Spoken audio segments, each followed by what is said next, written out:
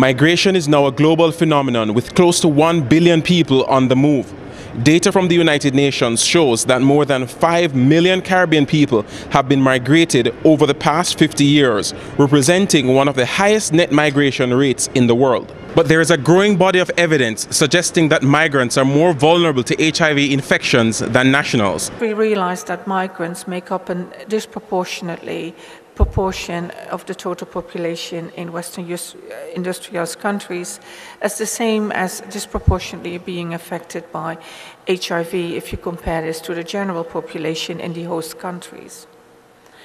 And migrants from countries of origin with a low HIV prevalence may experience a greater HIV vulnerability upon arrival in the host country.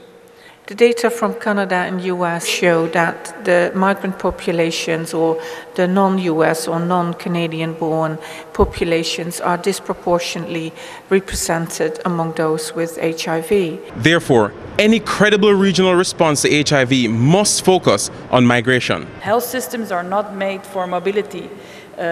Countries' health systems don't talk to each other, there are no agreements. This is getting better now with more and more bilateral agreements between countries on social protection, for instance on portability of maybe pensions and health insurance, etc.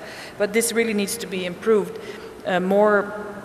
What I've seen working in some countries, indeed, what is important to look at the migrant families back home. Often these are not included in the equation, and migrants back home, they're often very vulnerable to health issues themselves because of the separation from parents, for instance, like children can have impacted by psychosocial health, etc. Understanding the social factors like poverty that drive HIV and migration should inspire regional leaders to act boldly and decisively to tackle the issue of poverty so as to reduce the prevalence of HIV and the rate of migration.